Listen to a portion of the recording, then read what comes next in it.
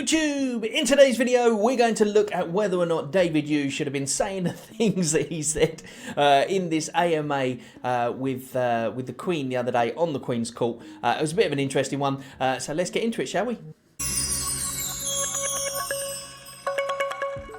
So first up, let's go over to the main news for Veve as well, which is obviously the Lambo has finally arrived on Veve. It's dropping on Sunday, so if you get your chance to get yourself either a secret rare or an ultra rare, I think you'll be in for a winner. The other ones, not too sure about, but you know, that's up to you to decide whether you think they're going to go lower in the market. Also, it's not the first ever Lamborghini NFT. In fact, if you look at Lamborghini's tweets in general, you'll see that they're heavily tweeting the Web3 Pro, I think it is there is another account, and it's talking about the nft.lamborghini.com, and up to a day ago they were heavily tweeting that, but they haven't actually tweeted about the Veve ones at all. So it seems like they're kind of focusing on their ones rather than the actual ones on the Veve side of things, and not even tweeting about them. So bear in mind, this isn't the only ones on the blockchain essentially. So think of that when you're trying to decide to get it. But obviously, you know, if you want a Lamborghini, then it's a great place to get one because of the fact that it's nice, quick and easy, and it's just a case of pushing a button, isn't it? And that's the way it works. But yeah, so they've released all the details of that. You can find them on the Medium article. There's not much else to say about that really. People were asking when marketing. Here it is, and they were showing some of the marketing on it. You've got the CoinDesk, I think, retweeted about it or tweeted about it, and you've also got a few others as well. The only thing I will say about some of those is that although they've got a massive amount of followers and that kind of thing, they tweet so much so often that the actual engagement on each tweet is not really a huge amount. So but you know, I guess if there's no other options essentially, and also it's all going out to the Web3 community, essentially the crypto community, and that's not really the people they say that they're after. So it seems a bit odd to me that they're putting these things in CoinDesk and stuff like that when they're actually after a different kind of person to come to the app. So you know, let me know what you think of that one in the comments below. But I suppose when you ask when marketing, then the marketing for the Web3 community at least is there. But I did notice that a lot of the retweets and a lot of the comments on that Lamborghini tweet that they did were all from Red Circle people. You can tell obviously because I've got the Red Circle, so it's all from Veve community, which is great because it obviously boosts the tweet. But at the same time, if it's only the same old people constantly going to the tweets and retweeting them and boosting them that way, then it means that it's the same people that get to see them all the time. So then there's not really that much marketing going on. But maybe that's just me. I don't know. Let me know in the comments what you think about that one. So the next thing up is this. Obviously, the Queen's Court had a great talk with David Yu, and there was some really good stuff in it, and there was some interesting stuff as well, and that's what we're going to talk about now. First of all, I'm just going to pick out a few things from there. Firstly, obviously, we spoke about this the other day. We said that they needed an AMA, and funnily enough, although I said that, and I said that we needed the answers to the things, actually, Queen did a very good job of actually getting across in a good way as well the questions to David Yu. So she didn't like sort of jump around or anything like that, but she also didn't quick fire questions at him, because that's one of the things that I think the Veve team probably hates, is when people just get them on and just be like, right, why is this, why is this, why is this? And that's what tends to happen in a lot of the AMAs when they're open. People come on the mic and then they put their disgust onto the way they speak essentially, and then it kind of creates a bit of an atmosphere. Whereas Queen was very good at the interview process, and if you haven't checked out other interviews, I encourage you to do so. But anyway, so yeah, so you talked about the Spider-Man. She asked about the Spider-Mans, and I'll be honest, I don't think I believe what he said. Now, I understand why he said it, and I think he was just giving an answer to the community so that way we got an answer, essentially. But I think the answer that they gave was a bit silly, really. But then I suppose you could argue, well, what other answer can they give? Because the reason we think the answer is a bit weird, and whether or not it's actually true. I'm not saying he's lying. I just don't know on that one, because at the end of the day, they said that it was to do with bots, and basically what had happened is that their security was so good that they managed to infiltrate it and get those collectibles and basically essentially confiscate them, I suppose. So therefore they're saying that they knew about the bots before they were talking about there not being any bots, essentially, if that's the case. So if that really is the truth, then that means that what they tweeted later on about the fact that there weren't any bots and there was only 1% bots and stuff, then that was a blatant lie because of the fact that they originally knew about them, and that's a lot of Spider-Mans that the bots got, so therefore they caught up with them and then they put them aside. I personally, in my personal opinion, this is only my personal opinion, I think that it's not the whole truth on that one. I think that it is possibly something like they bought their own stuff or whatever, but for the optics of it, they can't actually say that because of the fact that obviously the licensors and stuff like that, it's not very good for them to be saying that, even though it doesn't really matter because they are not a it's not like a stock market company, everything's a private company, they can do what they like, and a lot of companies do it, so it's not a big deal. However, I think for the optics of it, that's why they said it. So I think that one's kind of been rugged, that's been put under the rug now, swept under the rug. We don't need to know about it anymore. Maybe you're not happy with the answer that he gave, but you know, he gave an answer and that's what people wanted at the end of the day, and some people believe it and some people don't, and it's just the way it is. So therefore, let's move on to the next thing, and that is exchanges. Now, this is an interesting one because I personally agree with what they say, and that is that if we put exchanges in now, it will be an absolute waste of time. But there are other people who don't agree with that, and I can understand why completely. I personally think it would be better to get the Omi on the app itself, because then the Veve users themselves will be buying Omi to be able to get extra perks in the drops and stuff like that. And a lot of people will do it because of the fact that there is extra perks that they get, like burn tickets and all that sort of stuff, which obviously will be coming in the OUP. However, that's not available at the moment, and obviously Veve isn't, or Omi token isn't available in the app at the moment. So people are thinking, well, let's put it out on an exchange. And I've said many times about this, but I don't think it's a good idea, because as we're in a bear market at the moment, if you put anything out on the exchange, there might be an initial pump and that's it. It'll probably just drop down to where it was before. Whereas at least with a bull market cycle, then it's more likely more people will hear about it, more people will get involved in it. Whereas at the moment, most people with crypto, especially, you know, all the new people that were coming in during the bull market, most of them have not even bothered anymore. Unless you're really into it, unless you're really excited about it. And the same with Veve. I know several people, we'll talk about this a bit later as well, I know several people who bought into Veve and were really excited about it, and then they've left their wallets now completely. They're just stuffing them, a few bits here and there, but they're not excited about going for the drops anymore. They're not excited about doing anything to do with Veve, because crypto in a whole has gone down, and therefore they see crypto as like, well, what's the point of investing in any crypto? I'm just going to lose my money, basically. And that's kind of across the board thinking, I think, and for that reason, it would be a bit silly to go on an exchange. However, there are a few good things about that. The first thing is, if they do put it on exchange, obviously increase liquidity, that kind of thing. Now, if you listen to Hello K, he's very much pushing to get it onto another exchange, and he gives these reasons that then that way, you know, if something was to happen with the exchange that we've already got was to go down, then at least you've got another option. Obviously, it does give a pump to the thing, gives more liquidity, so therefore it increases the thing overall. And also, people looking in who are expecting to invest in the Web3 world, then they look and they go, well, what exchange is it on? Oh, well, it's not on that many, and it's been 5 years since it's been out. It can't be that good. They might be rugging the token, that kind of thing. And I understand where he's coming from that.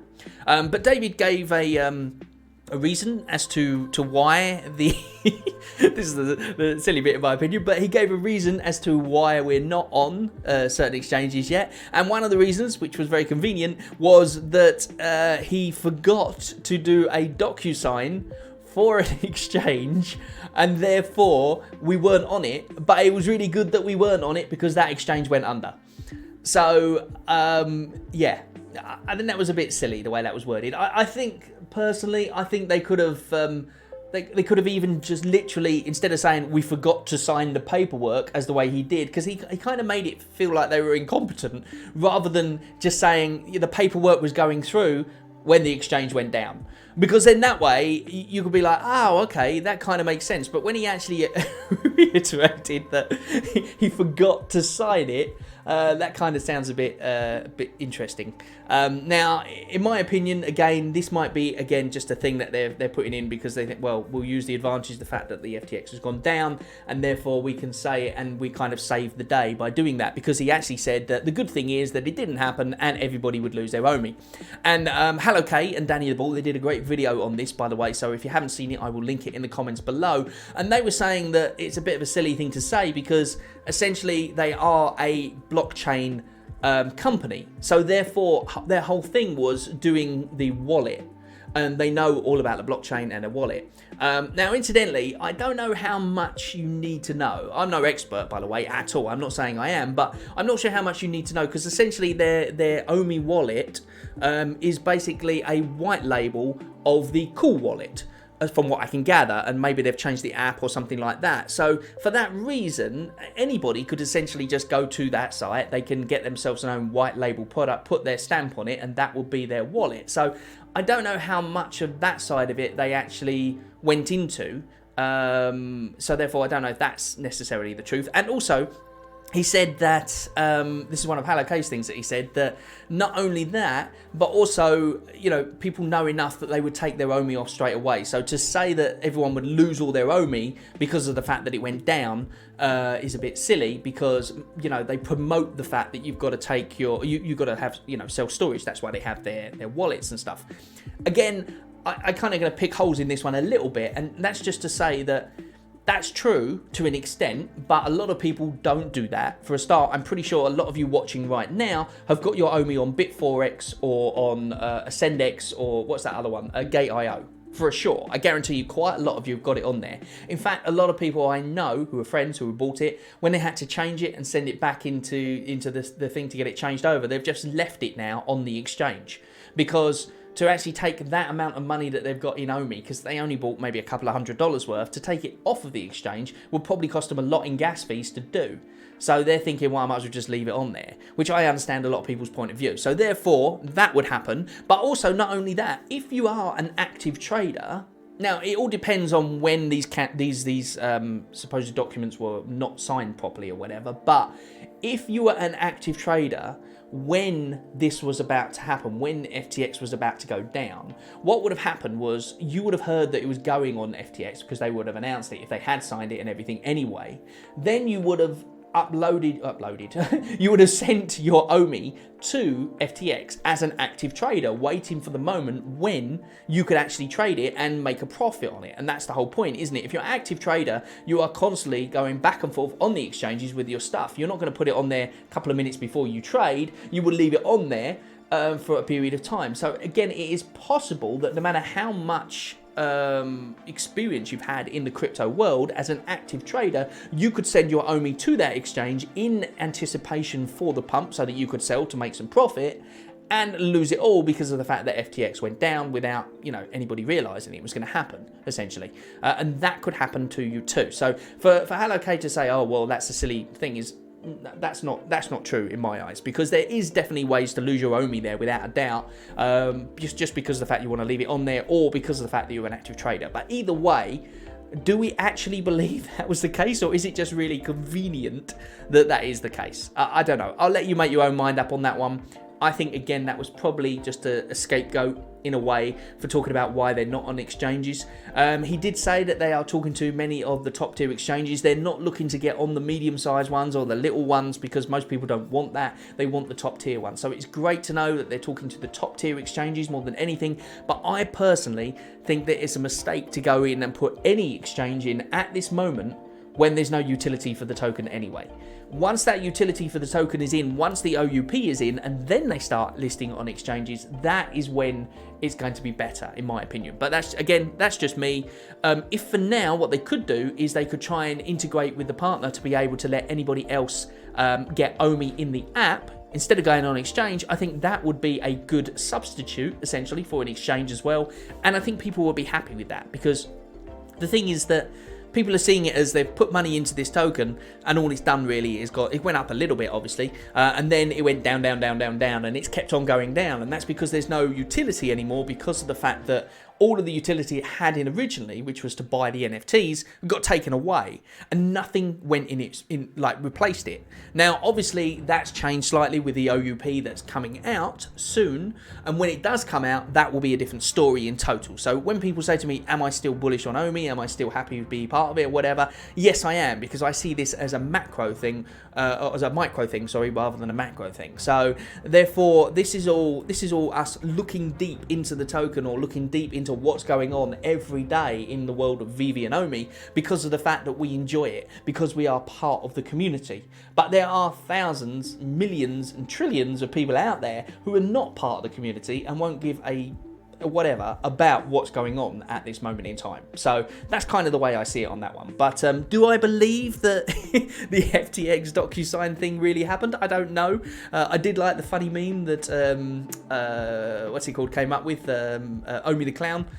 Because it's very, very true. It was a little meme. I'll put it on the screen now so you can see. Because at the time, instead of doing at the time when all that was happening, they were posting memes about stuff. So therefore, it was literally DocuSign or memes, you know. So, but anyway, let me know what you think in the comments. Whether you think it was true again, and you know, maybe at the end of the day, they don't have to show proof, do they? At the end of the day, we don't dictate what they do. They don't have to dictate to us what they do. They just do their thing, and we either like it or we lump it, and that's the way it is. Yeah, at the moment, I don't believe that necessarily those things are true, but I understand why they said them, so that way the optics are how they are, even if the actual family, or the the Veve family, so to speak, or the people listening to that AMA at the time probably don't believe them. Now, was it a mistake on his part because of the fact that they've now lost a little bit of trust? Probably. Because of the fact that a lot of people are now thinking, well, that's a load of... what else are they lying about? Or what else can they possibly be telling us differently?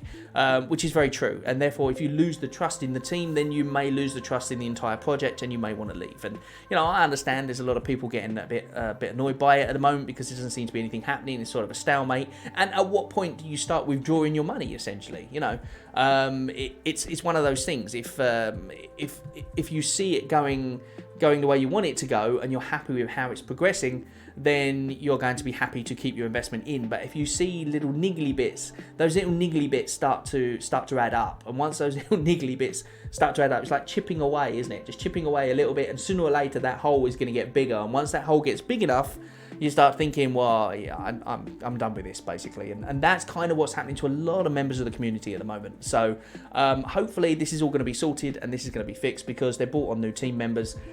They're gonna try and stick to the deadlines that they proposed and all this kind of thing. But I must admit, I think that the stuff that he said there wasn't really a good start. But anyway, I digress. Let's move on to the next thing. Edition sizes. This was another one. This was another foot in mouth moment, in my opinion. But again, not really something they could really... I guess the good thing is that they're being truthful. He is being truthful with this one.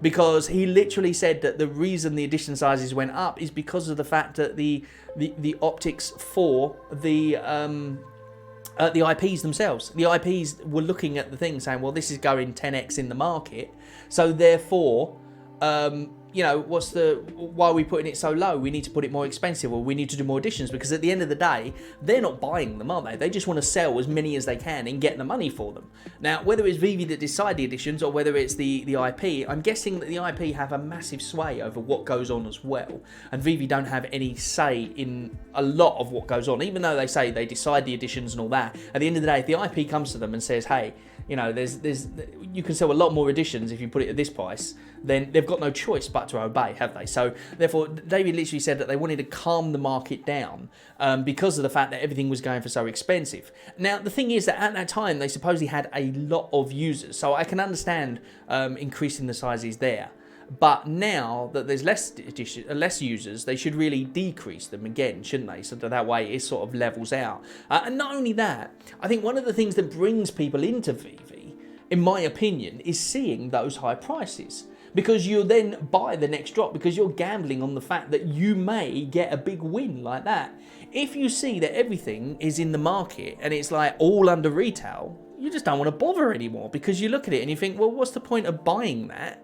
And then you go to the market and it's like, you know, $20 less than what you would have paid for it. Well, I might as well just buy it in the market afterwards if I really want it.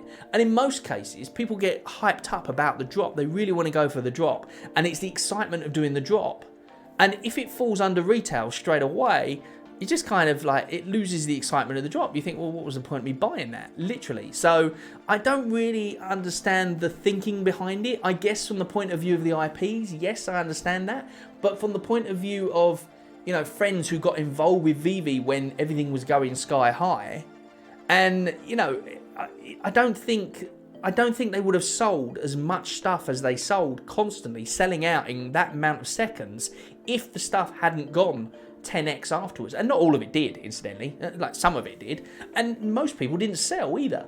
So, okay, there were some flippers in there that sold and made some money from it or whatever. You know, occasionally I would buy something, I'd sell it, and then I would use that money to buy more collectibles. So essentially, we were kind of feeding the ecosystem. And by putting it so that there were so many additions, and then because he literally said they don't want it so that anything they sell does a 10x. They want it so it's just a normal price. Well, then in which case, the people that you're trying to get into the app are completely different to what you've got at the moment, because most people are in it for the investment. There are a few collectors there, obviously, but then they're advertising to the crypto people. So it's a very weird sort of dynamic. At the moment, they're advertising on CoinDesk and places like that, and that's the sort of people who are going to, like with Lambo, for instance, that has done good for their Twitter. Apparently, according to HelloK, he was looking on the results I saw on his Twitter, and it says that they've actually gained more users since Lambo was announced. So therefore, that means that people are looking at it and going, oh, hey, I'll go to Veve so I can get myself a Lamborghini or whatever, and they're interested in it. Or maybe it's just some users who have just seen some of the adverts or whatever. You know, I don't know what it is. But the point is that they are advertising to the crypto world, yet they're saying they want collectors. So if they want collectors, then yes, I guess they don't have to have anything, because like they said, they're gonna buy stuff because they like it. But how many collectors out there will really buy something that's, you know, 40 or 50 pounds, and then if it goes below retail, they'll still be happy with that? I don't know. Again, if you're a collector out there, let me know in the comments, because I'd really love to know the sort of the collector mentality, because I'm not really a collector as such. I was in it purely for the investment. When it started going up, when I first got into the app and I saw some of the prices, I was like, oh wow, okay, then maybe I'll buy just something a little, just to try it and see. And then that went up in price, and then I bought other stuff, and now I've got, I don't know how many collectibles, not a huge amount, but I've still got quite a few more than what I would originally have had, if you get what I mean, because of the fact that I saw the high prices. So I don't know if I necessarily agree with that addition size thing. And also, the bad thing about it as well is it basically means that Veve can control the market completely. So therefore, if the market is booming and like everybody's making, you know, a lot of money selling to different people, but bear in mind, when you're selling to someone, somebody has to lose out essentially as well, because that person is still buying it at a high price, and they're buying it either speculating it goes up, or they're buying it because they really, really like it and they didn't have a chance to get it on the drop or whatever. But the point is that when the market is like that, if then Veve can just do a couple of drops of like 50,000 collectibles or whatever to try and calm the market down as they can, that's essentially, you know, that's not really good for the whole ecosystem in general, is it? It means that they can just control it just like that, and then we're kind of stuffed, really. So, and the whole point of the market is it's supposed to be a free, you know, a free open thing, so that anybody makes the price up as they go along, essentially. You know, it's what people are willing to pay, not what the retail price is or whatever like that. So, but anyway, I digress. That's the addition sizes thing. That's just my thoughts on that. Interoperability is the last thing on the list, and he sort of talks about it a bit. Again, he said something that was very odd, that a lot of people have said, oh, it's really bullish, but I'm not sure about that. He said, don't worry, if Veve ever goes down, then your assets will become interoperable, which I don't really understand. So does that mean that if they're thinking they're going to go bankrupt straight away, they will just make it so that all assets are then transferred to people's MetaMasks? And what will be the point as well? Because even if that's the case, they are not actually on the blockchain itself.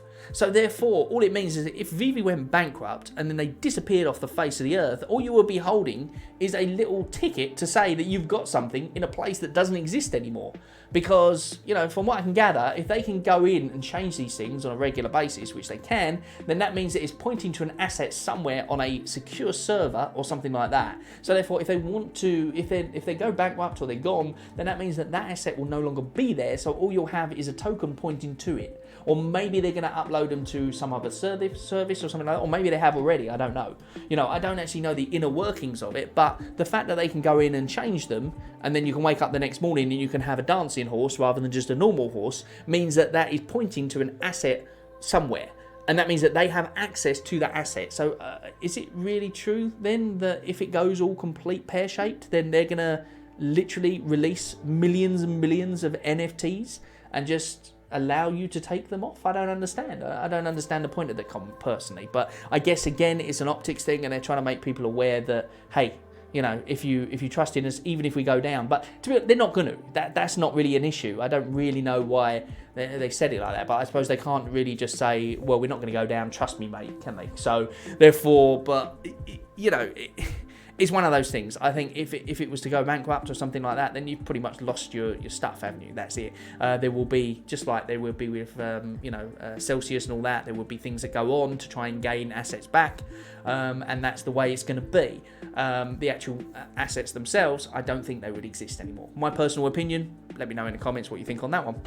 And that's pretty much it, really. But this is the main thing that I'm going to say today. And this is kind of a positive in a way. And that is that I hear what you're saying, but does it really matter? And the answer to me is no. It absolutely does not matter. Everything that David Yu said in the thing the other day does not matter. In the whole scheme of things, it doesn't matter. Because, in my view, the people who are going to come in, the new people, like, it matters to us now. It matters to us at this moment in time. These little micro things that are going on matter to us because we're in the community. However, if you look at the big wide world of people that are supposedly going to be coming into this app, most of these people won't be watching YouTube videos about this stuff from now. They'll be watching YouTube videos from, you know, a year in the future, when the token's pumping and people are talking about that. They're going to be watching, you know, or they're going to be doing research about the token when there's exchanges and when there is, you know, when the bull market kicks in is when they're going to start doing it. When they see a rise in the token, when people start talking about the token, when the token has utility and people start using it, that is when they're going to start doing the research and finding out about it, and all that stuff is going to have changed by that point. So, you know, I don't think the team's going anywhere. I don't think we've got issues as such, but there are things that they need to sort out, which they seem to be working on. So for that reason, I'm still a, you know, a moon boy, if you will. I don't think I'm a moon boy by any stretch of the imagination, but, you know, I like to think that we can trust in what the team says. Now, even though they have to say certain things for optics in order to keep everybody happy, essentially, those things are not big things. They're not, you know, with the Spider-Mans that were in the wallets or whatever, they're staying in those wallets. It doesn't matter. And even if they weren't, even if they were then to sell them on or whatever, then again, it's their prerogative to do. It doesn't affect the whole thing in general. It just affects your point of view at that time as to whether or not you still are happy to be part of your Omi investment. Anyway, don't take any of this as financial advice, obviously, because crypto goes up, it can go down, it can make you loads of money, or you can lose everything, including your Veve shirt with the old Veve logo. But that is essentially crypto. Thanks very much. I'll see you on the next one. Bye-bye for now.